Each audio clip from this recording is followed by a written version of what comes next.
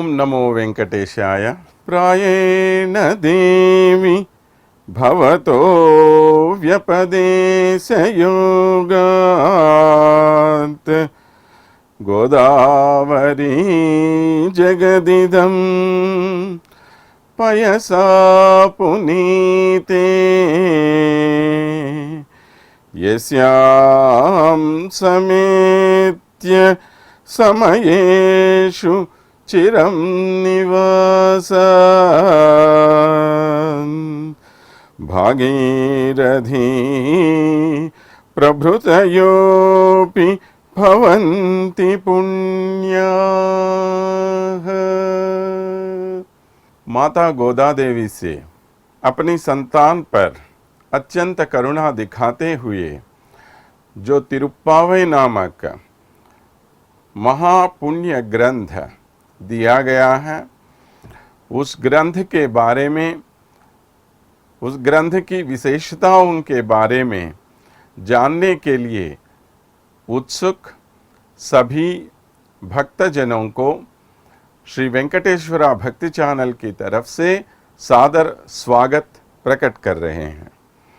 भगवान के संबंध में लोगों के मन में तरह तरह के विचार होते रहते हैं। कुछ लोगों का मानना है कि क्या हमें सचमुच इस प्रकार भगवान की पूजा करनी चाहिए। जब हम कह रहे हैं कि भगवान हमारे पिता हैं, तो क्या पिता का ये उत्तरदायित्व नहीं रहता कि अपनी संतान की देखभाल करे? क्यों हमें उनसे हमेशा प्रार्थना करनी चाहिए? ऐसा कोई मानते हैं। और कोई कहते हैं कि आप जो भी करो कुछ भी लाभ नहीं है, जो आपको भोगना है वो आपको अवश्य भोगना ही पड़ेगा, इससे कोई छुटकारा आपको होगी ही नहीं। तो इस प्रकार लोगों के तरह तरह के विचार होते हैं। तो यहाँ पर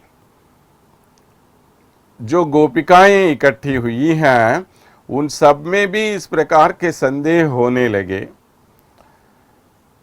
हम तो भगवान श्री कृष्ण के पास जाना चाहती हैं, क्या कृष्ण का संश्लेषण इतनी आसानी से हमें मिल सकता है क्या?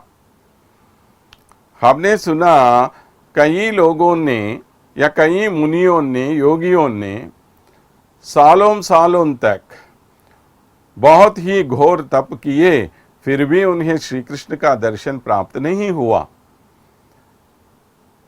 वे बहुत बड़े ज्ञानी थे, बहुत कुछ साधना की उन्होंने, लेकिन हम लोग क्या हैं, बहुत ही अज्ञानी हैं, भोले भाले लोग हैं। हमें न किसी शास्त्र का परिचय है, न किसी धर्म के बारे में मालूम है।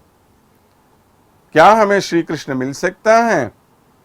इस प्रकार के संदेह होने लगे उनके मन में। तो एक गोपिका कहने लगी, श्रेयांसि बहुविघ्नानि, यानी जब हम कुछ अच्छा काम करना चाहते हैं तो उस काम में कई तरह के अड़ंगे होने लगते हैं। अच्छे काम के लिए हमेशा कुछ न कुछ बाधा बीच में होती ही रहती है। बुरे काम तो आसानी से हो जाते हैं, लेकिन अच्छे काम इतनी आसानी से नहीं होते। तो अभी हम श्री कृष्ण से मिलना चाहती हैं, तो क्या ये सब इतनी आसानी से हो सकता है? जैसे श्री रामचंद्र के राज तिलक करना चाहा उनके पिताजी दशरथ महाराज ने, क्या ये वो हो पाया? नहीं हो पाया। और उसके लिए मुहूर्त निकाला किसने? वशिष्ठ जैसे महाज्ञानी ने। इतने महान लोग होने पर भी, इतना प्रयत्न करने पर भी, जिन लोगों के द्वारा ये काम नहीं हो सके, और वो भी साक्षात भगवान के अवतार माने जाने वाले श्री रामचंद्र जी के राज तिलक के बारे में, तो हमारा क्या है? हम तो बहुत साधारण लोग हैं। ऐसे ही आम जनता की देखभाल कौन करेगा, कौन हमारा उद्धार करेगा? तो क्या ये सफल हो सकता है? तो और एक गोपिका एक कहानी बताने लगी उनको। एक भ्रमर जाके एक कमल में फंस गया। वो भ्रमर मकरंद पीने के लिए कमल के फूल के अंदर गया और वो मकरंद ले रहा था, इतने में सूर्यास्तमय हो गया। सूर्यास्तमय होते ही कमल क्या होते हैं, मुकुलित हो जाते हैं। तो ये बंद हो गया, ये अंदर फंस गया। तो अंदर फंस गया जो भ्रमर है, वो भ्रमर सोचने लगा, क्या रात्रिं गमिष्यति भविष्यति सुप्रभातम, अभी तो रात हो जाएगी, फिर सूर्योदय हो जाएगा। भास्वानुदेश्यति हसिष्यति पंकजश्री, तब ये फूल विकसित हो जाएगा और ये ऐसे ही जैसे ही विकसित हो जाएगा मैं ऐसे उड़ जाऊंगा। इत्थम विचिंतयति पद्मगते द्विरेफे, इस प्रकार वो भ्रमर अंदर बैठकर सोच रहा था। तभी क्या हुआ, हा हंत हंत नलिनीम गज उज्जहार, तभी एक हाथी वहां पर आया। हाथी ने क्या किया, इस कमल को जड़ से ऐसे अपने सूंड से निकाला और बाहर फेंक दिया। इतनी जोर से फेंक दिया कि वो गिरते ही उस आहट से अंदर रहने वाला वो भ्रमर मर गया। देखिए कितना कितना सोच रहा था वो भ्रमर इसके पहले, ये होगा वो होगा वो होगा ये होगा। हम भी ऐसे ही है ना, बहुत कुछ सोचते रहते हैं। हमारी जिंदगी में भी ये हो जाएगा वो हो जाएगा, ऐसा सोचते रहते हैं, लेकिन कब क्या होगा किसको मालूम है, किसी को नहीं मालूम ना। तो हम सोच रहे हैं कि अभी हम श्री कृष्ण से मिलने जा रही हैं, क्या ये संभव होगा? नहीं होगा। तो कोई ऐसी इस प्रकार निराशा में और कोई आशा में फंसी हुई है। तो और एक गोपिका कहने लगी, दैवाज्ञा अनुल्लंघनीया, कहने लगी, अरे भगवान जो भी निश्चय कर लेता है उसको कोई नहीं टाल पाएगा। क्या मालूम है भगवान ने हमारे लिए किस प्रकार की आज्ञा दे दी। तो और कोई गोपिका कहने लगी, क्षीयन्ते चास्य कर्माणि तस्मिन् दृष्टे परावरे, इस प्रकार उपनिषदों में कहा गया। जैसे ही उस भगवान की दृष्टि हम पर गिरेगी वैसे ही हमारे सभी पाप नाश हो जाएंगे, माने हमारे सब प्रकार के पाप दूर हो जाएंगे। तो इसके लिए हमें कोई चिंता करने की जरूरत नहीं है, क्योंकि हमने इसके पहले बहुत पाप किए। क्या इतने पापी होने वाले हमें भगवान मिलेगा? ऐसा दुख करने की जरूरत नहीं है, क्योंकि जैसे ही भगवान की दृष्टि हम पर गिर जाएगी वैसे ही हमारे सब पाप दूर हो जाएंगे।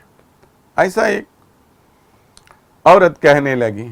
तो और एक औरत कहने लगी, नाभुक्तम क्षीयते कर्म कल्पकोटिशतैरपि, अरे आप चाहे करोड़ों जन्म भी क्यों न ले, लेकिन जो भी पाप आपने किया उस पाप का फल आपको अवश्य भोगना पड़ेगा।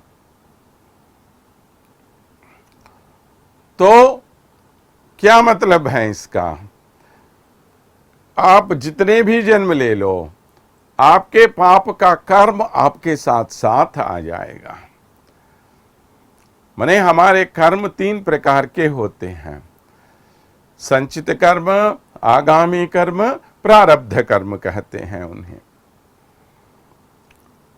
मैं कुछ विषय के अंदर भी हमें जानना पड़ेगा कहीं कहीं। तो किनको संचित कर्म कहते हैं?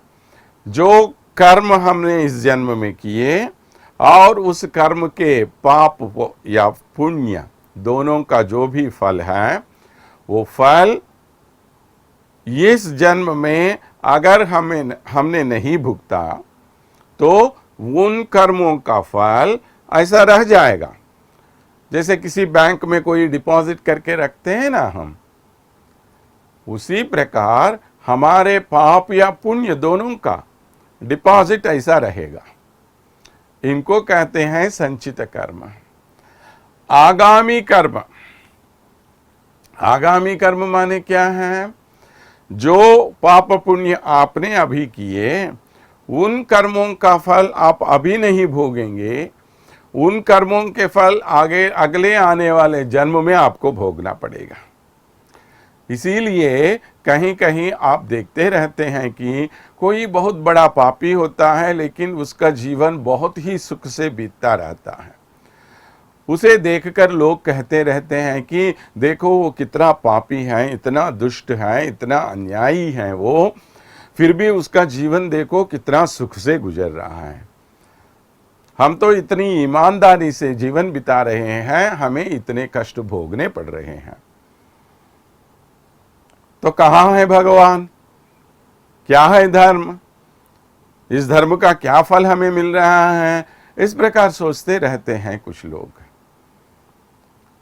लेकिन ये अभी जो पाप कर रहे हैं, उन पापों का कर्म उनको आगे भुगतना पड़ेगा, वो हमें याद रखना चाहिए।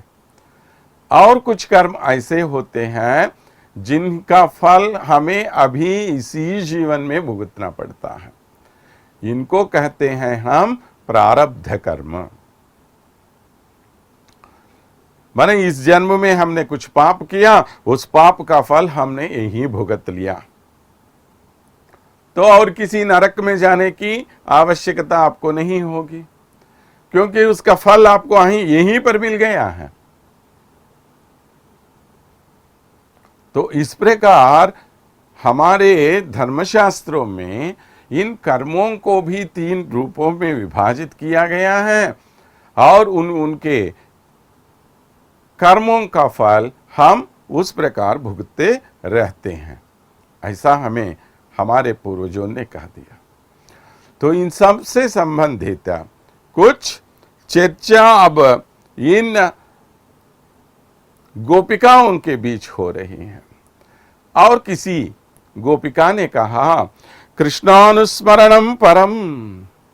अरे ये सब छोड़ो, कोई आगामी कर्म है, संचित कर्म है, प्रारब्ध कर्म है, कुछ भी नहीं। एक बार आप कृष्ण का नाम स्मरण करो, सब कुछ चला जाएगा। उससे बढ़कर और कुछ है ही नहीं। तो भगवान कृष्ण के नाम का स्मरण करना हम सबका कर्तव्य है। और किसी ने कहा तो क्या है इनका? माने अभी गोपिकाओं का जो संवाद चल रहा है, इसका फल किस रूप में, निष्कर्ष के रूप में निकला, वो अगले पाशुर में हम देखेंगे। उस पाशुर के अर्थ के बारे में जानने के पहले एक बार हम उस पाशुर को पढ़ लेंगे। माय नई मन वड मधुरई मैंदनई, तूय पेरुनीर यमुनै तुरैवनै, आयर कुलत्तिनिल तोன்றும் மணி விளக்கை, தாயை குடல் விளக்கும் செய்த தாமோதரனை, தூயோமாய் வந்து நாம் துமலர் துவித்தொழுது വായിനാൽ പാടി മനത്തിനാൽ സിന്ധിക്ക് പോയ പിഴയും പുകുതരുവാൻ നിന്നനവും തീനിൽ തുഷാകും ഷെപ്പു എലോ എംബാവായി।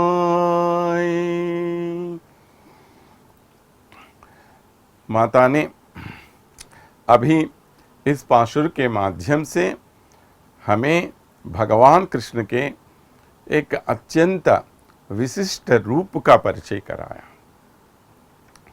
पहले क्या कह रही हैं माता जी? माया नहीं।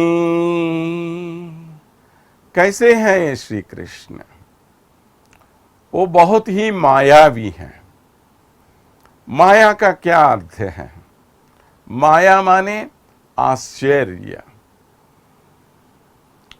माने भगवान के जो भी काम होते हैं, भगवान का जो रूप होता है, भगवान का जो अस्तित्व होता है, सब मायामयी है, माने सब आश्चर्यपूर्वक है। हमें ये समझ में नहीं आता कि ये काम क्यों ऐसा किया जा रहा है। भगवान ने हमारे लिए कोई संकट स्थिति रखी तो क्यों रखी गई है ये हम नहीं समझते, लेकिन वो काम होने के बाद, उसका फल आपको मिलने के बाद, तब आप सोचेंगे कि हाँ देखो उस दिन हमने ऐसा समझ लिया, लेकिन इसका अर्थ शायद ये है, इसलिए भगवान ने हमें इस तरह बचा लिया। देखिए, कहीं आप जाना चाहते हैं तो भगवान को नमस्कार किया और भगवान से प्रार्थना की, प्रभु हमारी यात्रा पूरी तरह सफल हो जाए। खुशी खुशी से घर से निकले, रेलवे स्टेशन पहुंचे, लेकिन जैसे ही आप पहुंचे वहां रेलगाड़ी वहां से रवाना हो चुकी। आपको बहुत निराशा हो गई। आपने सोचा अरे भगवान को, हम भगवान से इतनी प्रार्थना की, हमने इतने नमस्कार किए, फिर भी क्या लाभ है हमें? देखो भगवान ने ऐसा कैसा काम किया हमारे लिए, हम भगवान की निंदा करते हैं। तो 2-3 घंटों के बाद आप किसी न्यूज़ में, चैनल में देखते हैं कि जिस गाड़ी से आपको जाना था उस गाड़ी के कहाँ कुछ दुर्घटना हुई, एक्सीडेंट हो गया। तब आप सोचते हैं कि हाँ देखो भगवान ने हमारी रक्षा की है। भगवान जानते हैं कि आगे होने वाला क्या है, इसके लिए हमने रोक लिया उन्होंने उस गाड़ी में से गाड़ी में जाने के लिए, जाने से उन्होंने रोक लिया। तो इस प्रकार बाद में हमें मालूम पड़ता है कोई काम का करने का अर्थ क्या है। तो भगवान के जो भी गुण होते हैं सब ऐसे ही आश्चर्यमयी गुण हैं। इन गुणों के बारे में कोई भी नहीं जानता, आखिर वेद भी नहीं जानते, उपनिषद भी नहीं जानते। इसीलिए बताया गया है आश्चर्यवत् वदति आश्चर्यवत् पश्यति आश्चर्यवत् शृणोति श्रुत्वाप्येनं वेद न चैव कश्चित्। गीता में बताया गया है हमें कैसा है ये भगवान की जो लीलाएं होती हैं। आश्चर्यवत् वदति, सब लोग कहते हैं कि ये बहुत ही आश्चर्यमयी हैं। आश्चर्यवत् शृणोति, हम सुनते रहते हैं कि अरे देखो ऐसा चमत्कार हो गया है हमारे लिए। तो किन्हीं किन्हीं लोगों के मुंह से हम सुनते रहते हैं कि इस प्रकार के आश्चर्यमयी घटना घट गई हमारे लिए। तो इनके हम कहते हैं आश्चर्यवत शृणोति, आश्चर्यवत पश्यति। और भगवान के जो भी गुण होते हैं उनको देखना किसी के लिए बस की बात है ही नहीं। तो उनका रूप कैसा है किसी को नहीं मालूम। तुम जैसे रूप में उनकी कल्पना करोगे उस रूप में तुम्हारे सामने दिखाई देगा वो। भगवान ने स्वयं कहा ना, जो जैसा ये यथा माम प्रपद्यन्ते ताम तथैव भजाम्यहम्। जो मुझे जिस रूप में देखना चाहते हैं मैं उस रूप में उनके सामने प्रकट होता हूं। क्या ये सब हमारे लिए संभव हो सकता है? नहीं होगा, सिर्फ भगवान के लिए होता है ये। इसलिए ये भगवान बहुत ही आश्चर्यकारी हैं, आश्चर्यमयी गुण वाला है ये। तो ऐसे भगवान यहां पर भूलोक में पैदा हुआ। जैसे पैदा हुआ, कैसे पैदा हुआ वो?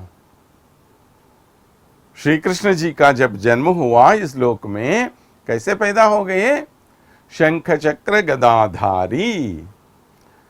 जब देवकी ने देखा उन्हें, वो भूल गया शंख चक्र गदा इन सबको उधर छोड़ के यहां पर आना है, ये बात भूल गया वो। छोटे बच्चे को क्या शंख होते हैं, चक्र होते हैं, गदा हाथ में होती है। जब बच्चा पैदा होता है तो चार भुजों के साथ जब बच्चा ऐसा पैदा हुआ, देखते ही देवकी ने उनका नमस्कार किया। देवकी तो वैसे माता है जिन्होंने इनको जन्म दिया, फिर भी उन्होंने देखते ही पहचान लिया कि जातोपि देव देवेश। हाँ, मेरे गर्भ में अभी सभी देवों के देव होने वाले महादेव, अय महाविष्णु मेरे गर्भ में पैदा हो गया। नमस्कार किया उन्होंने उसे, हे प्रभु आपने अपने चार भुजाओं का उपसंहार कर लो। क्योंकि उधर कंस तो तैयार बैठा है। योगमाया ने उससे कह दिया कि तुम्हें मारने वाला वो भगवान विष्णु अभी इस देवकी के गर्भ में पैदा होने वाला है।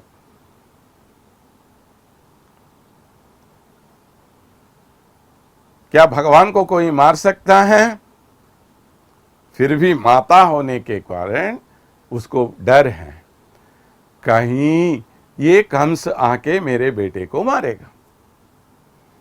इसलिए उसने भगवान से प्रार्थना की। देखिए, भक्तों की माने यही माया है। माया नहीं हम जो कह रहे हैं, माया क्या? हमें मालूम है कि भगवान सर्वशक्तिमान है, हमें मालूम है कि भगवान को कोई नहीं मार सकता, फिर भी क्या प्रार्थना कर रहे हैं? प्रभु कोई आपको कष्ट न पहुंचाए। इसलिए हम उनका मंगल गान गीत गाते रहते हैं। हम कौन होते हैं उनकी रक्षा करने वाले?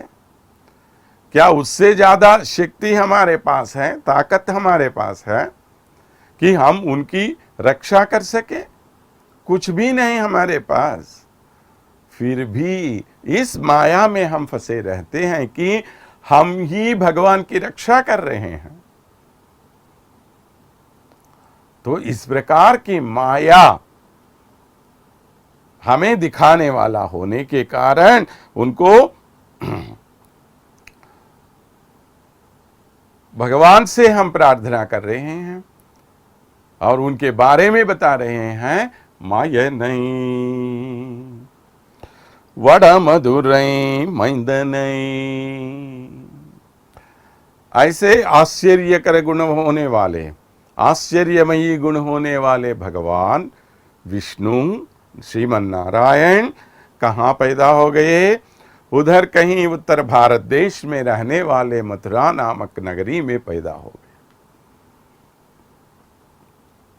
वडमदुरई महिंदनई, महिंदनई माने एक बलशाली, एक छोटा बच्चा, जो भी अर्थ आप लिख सकते हैं। क्या है ये मथुरा नगरी? क्यों इस मथुरा नगरी की क्या ऐसी विशेषता है कि भगवान श्री कृष्ण का जन्म वहां पर हुआ? मथुरा नगरी का इतिहास बहुत पुराना है। त्रेता युग में जब शत्रुघ्न जी राज कर रहे थे, तब लवणासुर नामक एक राक्षस था। उस लवणासुर का संहार किया इसी मथुरा नगरी के प्रांत में शत्रुघ्न ने, और अपना राज्य कायम कर दिया वहां पर। शत्रुघ्न का राज्य माने रामराज्य है। तो रामराज्य जहां पर चला वो है मथुरा नगरी। इसके पहले जब वामनावतार हुआ,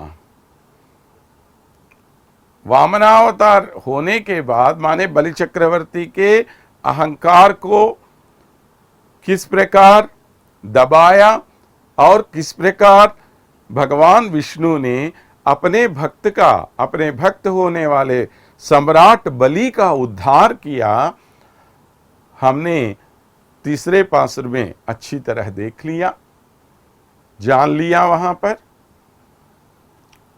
तो ऐसे वामनावतार में बलि को इस प्रकार पाताल लोक के सम्राट बनाने के बाद तप करने के लिए निकले वामन जी, और उन्होंने एक आश्रम बनाया जिसका नाम था सिद्धाश्रम। वो सिद्धाश्रम जो है वो ही आज मथुरा नगरी है। यानी कृतयुग में भी मथुरा नगरी है, त्रेता युग में भी मथुरा नगरी है, अब द्वापर युग में भी मथुरा नगरी है, आजकल कलयुग में भी हम मथुरा नगरी को देख रहे हैं। तो मथुरा नगरी का इतिहास इतना पुराना है और इतना पुण्य क्षेत्र है, वो बहुत बड़ा तीर्थ है वो। ऐसे मथुरा नगरी में जन्म हुआ भगवान कृष्ण का। तो कई युगों से यह परम पावन क्षेत्र बना रहा।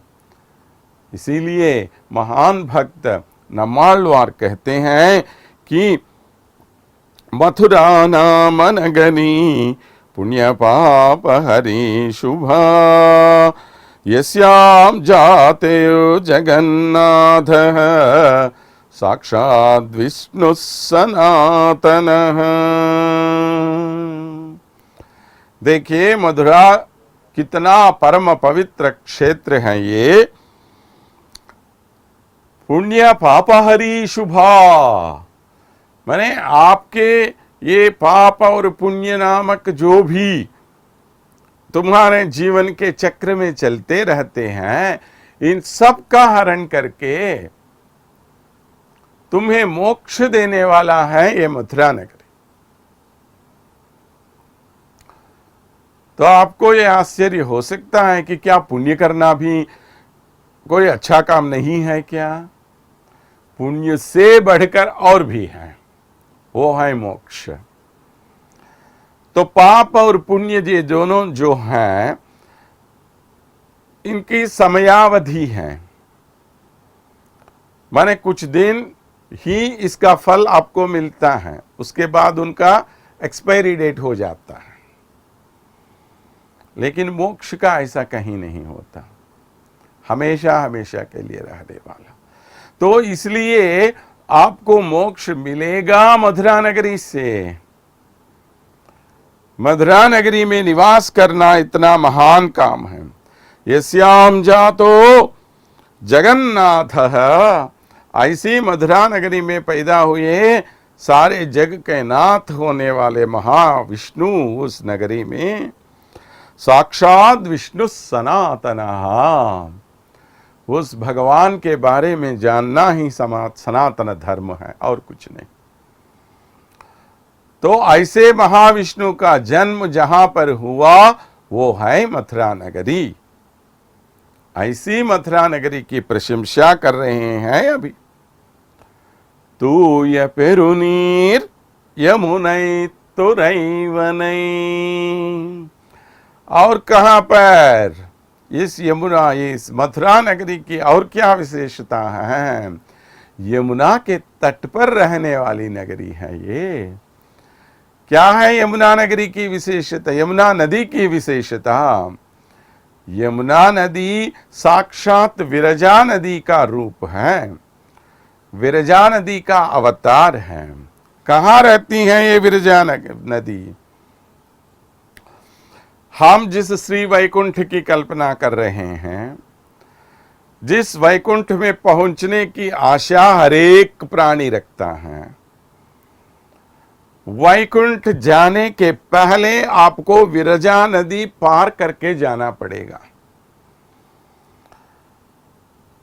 एक बार विरजा नदी में आपने डुबकी लगाए तो मान लो कि आपको मोक्ष मिल गया। तो वैकुंठ के सामने रहती है ये विरजा नदी।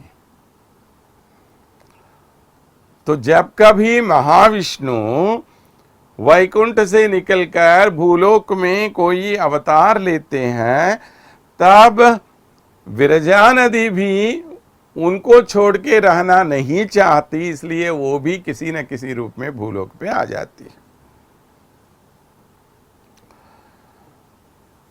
तो जब भगवान विष्णु भूलोक में श्री रामचंद्र के रूप में आए तो वही विरजा नदी इस भूमि पर सरयू नदी बनकर आ गई है।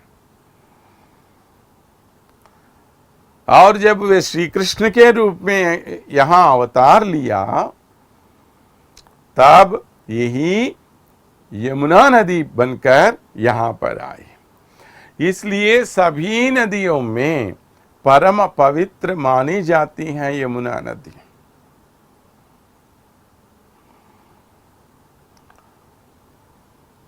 तो यमुना नदी के समान ही उधर दक्षिण भारत देश में गोदावरी, कावेरी वगैरह नदियां भी हमें दिखाई देती, लेकिन गोदावरी एक परम पवित्र नदी मानी जाती हैं। लेकिन गोदावरी ने एक अपराध किया। क्या अपराध किया?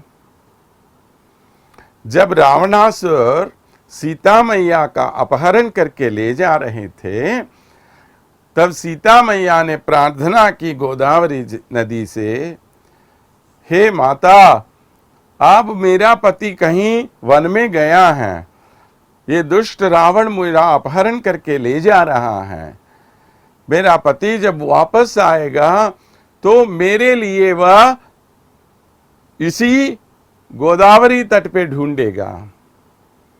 तब थोड़ा उनको आप बताना, रावण ने मेरा अपहरण किया कह के उनको बोल देना। ऐसा उन्होंने प्रार्थना की गोदावरी माता से। बाद में वही हुआ। श्री रामचंद्र वापस आए और देखा कि कहीं सीता मैया का नामो निशान ही नहीं मिल रहा था उधर। तो बहुत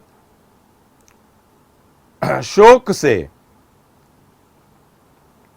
विलाप करते हुए इधर उधर ढूंढते गोदावरी के तट पे पहुंचे और गोदावरी से उन्होंने प्रार्थना की, हे गोदावरी मैया, आप थोड़ा बताना, हर दिन मेरी प्राणप्रिया सीता तुम्हारे तट पे आती थी, यहीं पर नहाती थी,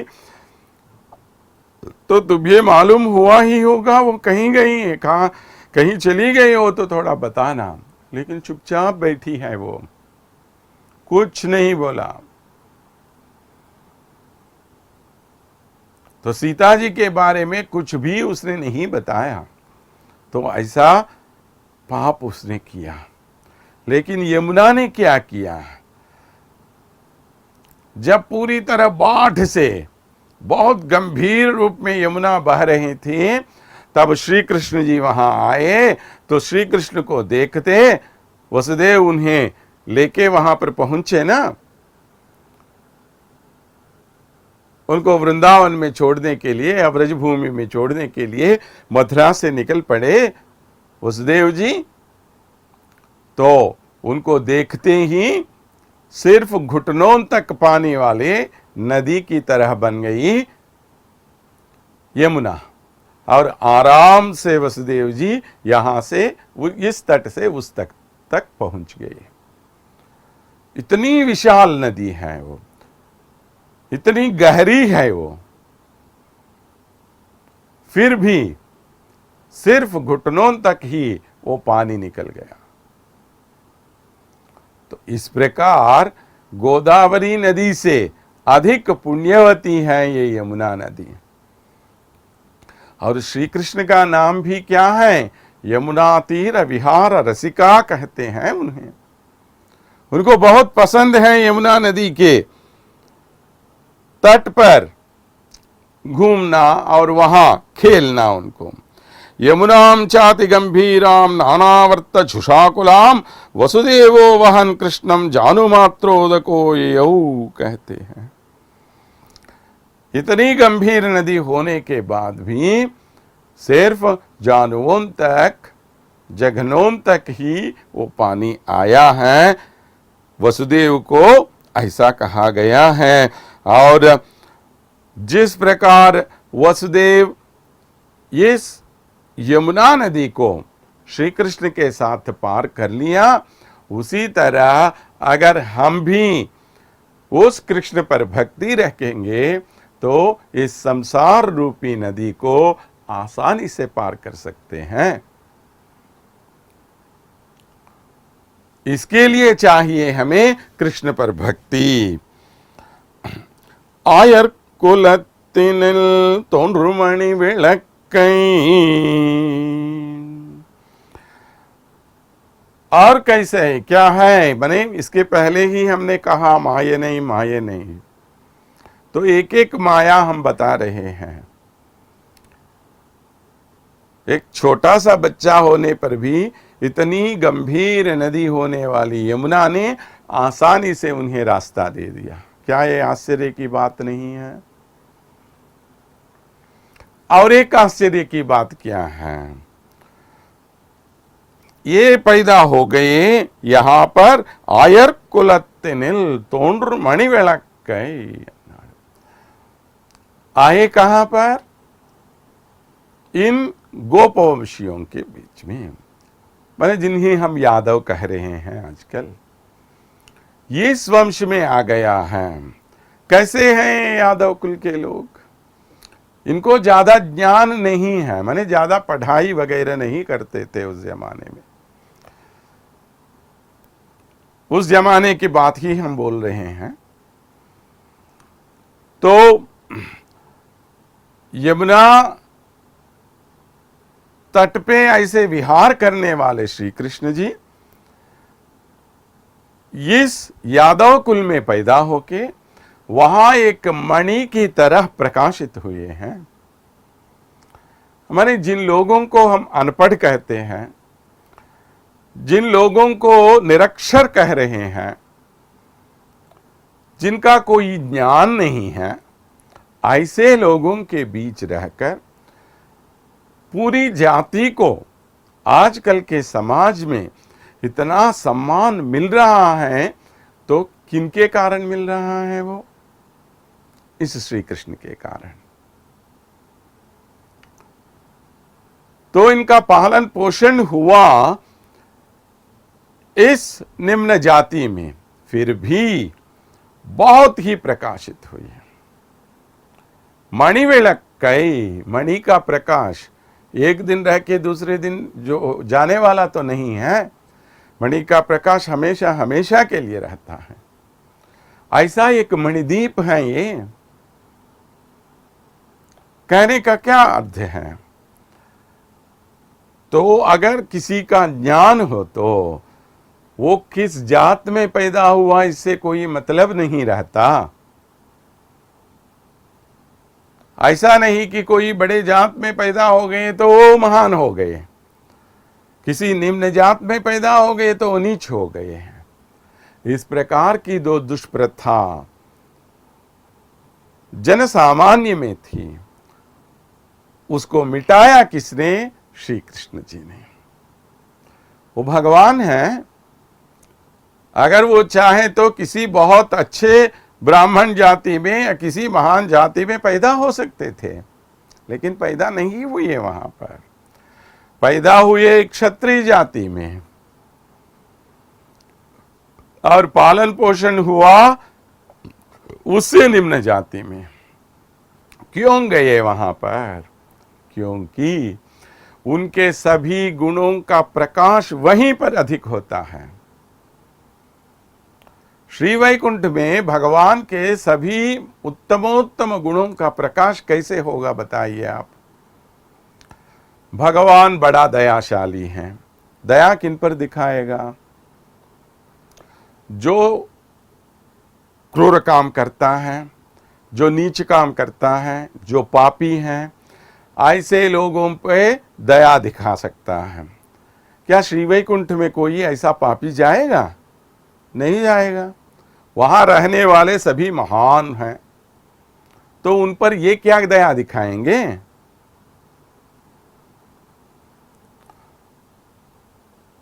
तो क्या शक्ति उन पर दिखाना है उनको? क्या रक्षा उनकी करनी है उनको? कुछ भी नहीं। उनको काम तो कुछ है ही नहीं श्री वैकुंठ में। लेकिन भूलोक में आने दीजिए उस भगवान को। यहां पर कितने दुष्ट, कितने नीच, कितने कमीने लोग यहां पर रहते हैं। ऐसे लोगों पर दया दिखाएगा तो भगवान को हम महान मानते हैं, है कि नहीं? तो भगवान के उत्तमोत्तम गुणों का प्रकाश कहां पर हो सकता है? जिस तरह वे जितने ही नीच कुल में जाए उतना अच्छा प्रकाश वहां पर हो सकता है। इसके लिए वे स्वयं गए वहां पर। तो इस प्रकार अपने प्रकाश से उन्होंने उस पूरे जात का प्रकाश करवाया। ताये कुडल विलक्कुम से दामोदर नहीं।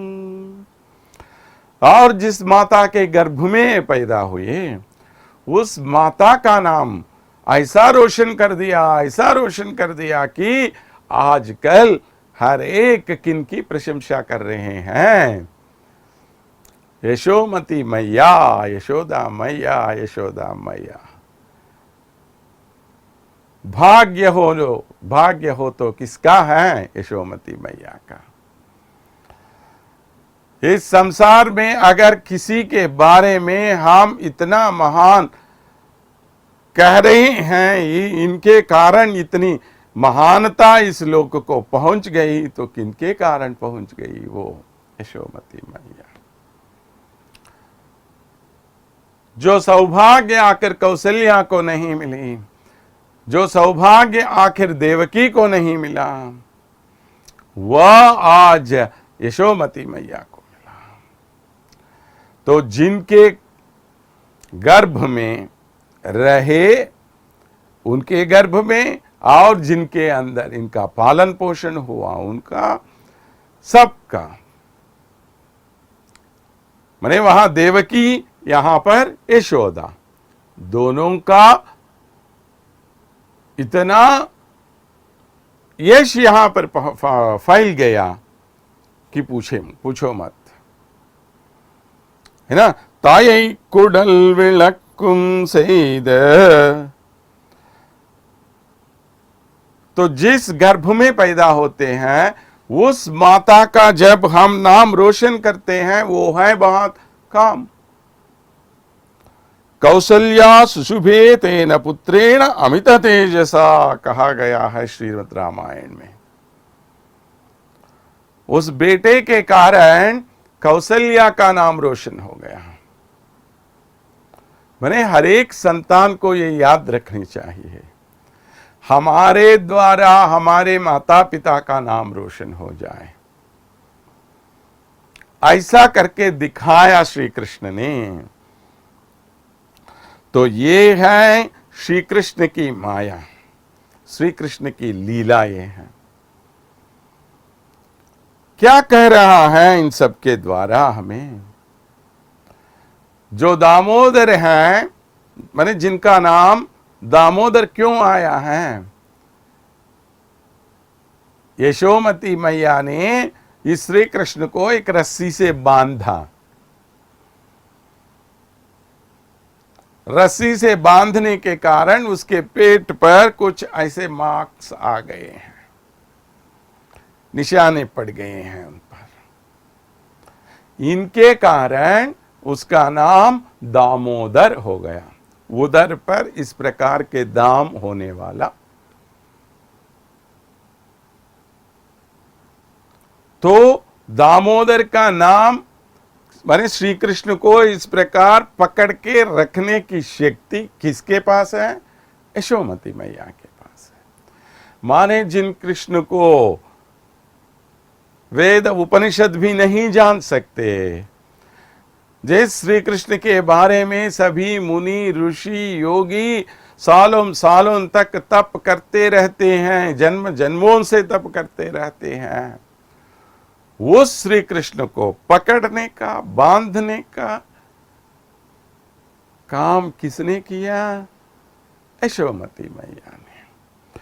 तो ऐसी यशोदा माने जो भगवान वेदों के वश में भी नहीं आए, ऐसे भगवान एक औरत के वश में आ गया। ये माया नहीं हो तो और क्या है? तो इस प्रकार की माया दिखाने वाले हैं ये।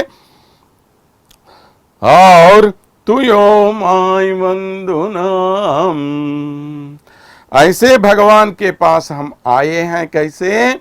बहुत ही शुद्ध होकर आए हैं। क्या शुद्ध होके माने अर्थ? नहाने से क्या कोई शुद्ध हो जाता है? नहीं, शुद्ध मन से उनके पास पहुंचना चाहिए। भगवान के पास पहुंचने के लिए हमें सिर्फ ऊपर ऊपर से पानी डाल के साफ सफाई करने का नहीं है, अंदर से मन की शुद्धता होनी चाहिए। जिस दिन विभीषण श्री रामचंद्र जी के पास आए शरणागति करने के लिए, क्या वो नहा धो के गए वहां पर?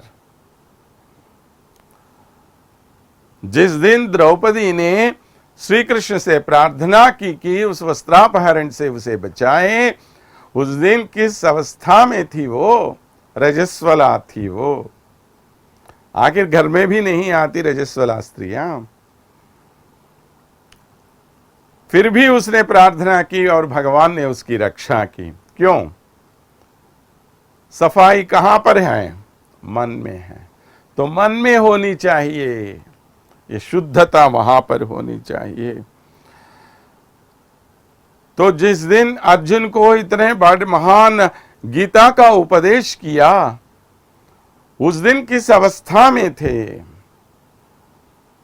क्या कोई किसी मंदिर में ऐसे बैठकर उन्होंने गीता उपदेश किया? बीच सड़क पे खड़े होकर किया, जहां पर धूली धूसर हैं, ऐसी जगह पे उन्होंने, भगवान श्री कृष्ण ने चरम श्लोक सुनाया उनको। तो समझने का, हमें समझना ये चाहिए कि भगवान के पास पहुंचने के लिए हमारे पास क्या होना है?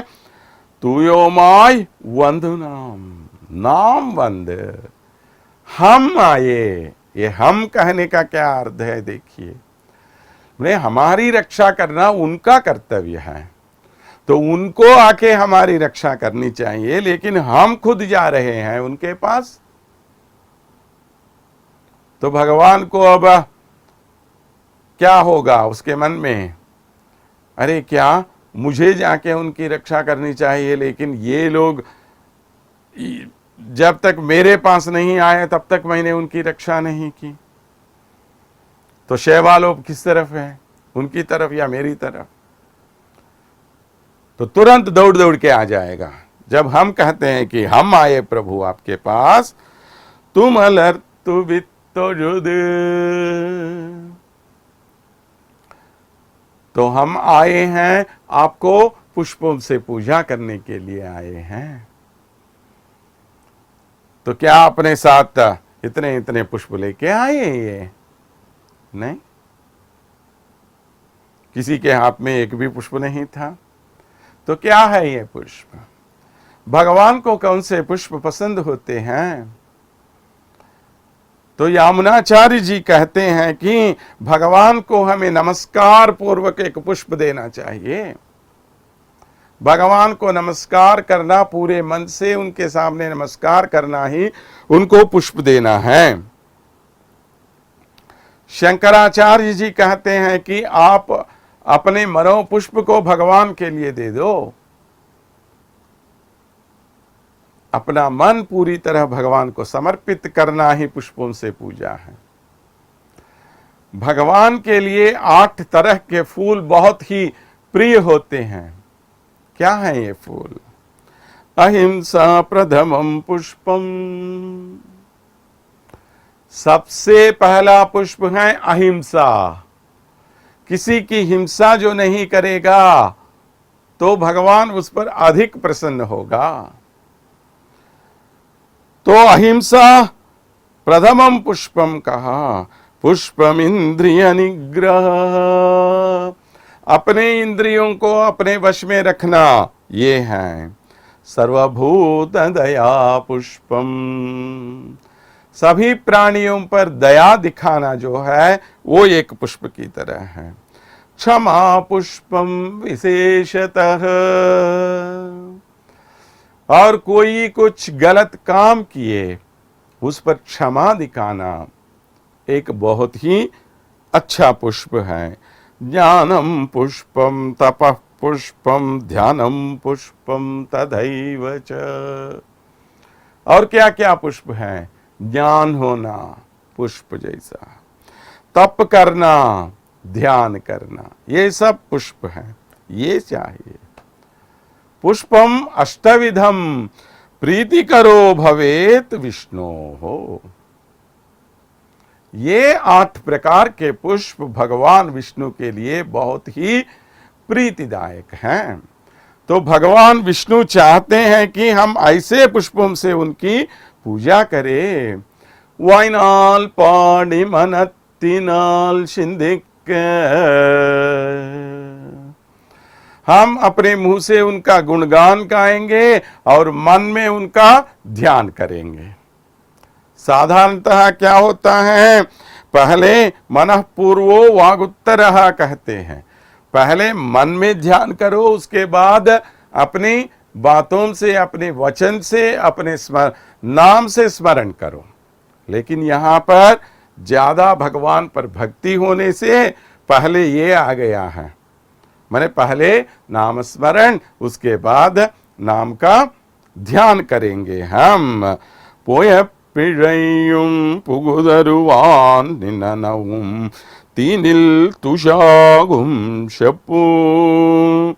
इस प्रकार करने से क्या होता है, इसके पहले हमने जो किया, आगे जो काम, जिन कामों का फल हमें भुगतना पड़ेगा, यानी जो संचित पाप है, जो आगामी पाप है, ये दोनों कैसे भस्म हो जाएंगे। जिस प्रकार आग में डाली गई रई जिस प्रकार उसी क्षण भस्म हो जाती है, राख हो जाती है, उस प्रकार हमें पाप दूर हो जाते हैं। लेकिन यहाँ एक बात याद रखिए, जो प्रारब्ध कर्म है उनके बारे में नहीं बताया गया। प्रारब्ध कर्म आपको अवश्य भुगतना ही पड़ेगा। तो ऐसा नहीं कि भगवान के पास गए, सब पाप दूर हो गए, फिर से पाप करो, ऐसा नहीं होता। हमारा सनातन धर्म इसका समर्थन नहीं करता।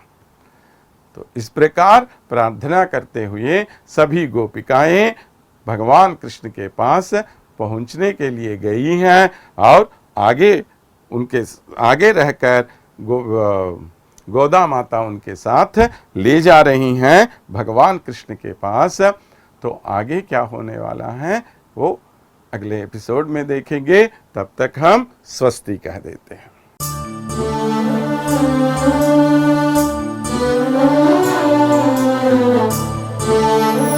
Oh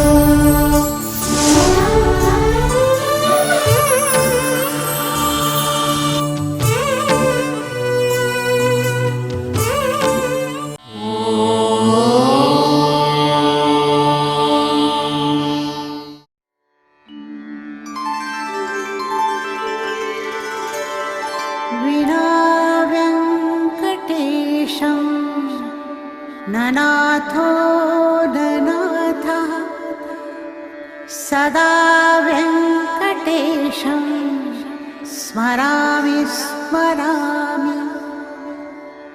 हरे वेङ्कटेश प्रसीद प्रसीद। प्रियं वेङ्कटेश प्रयच्छ प्रयच्छ।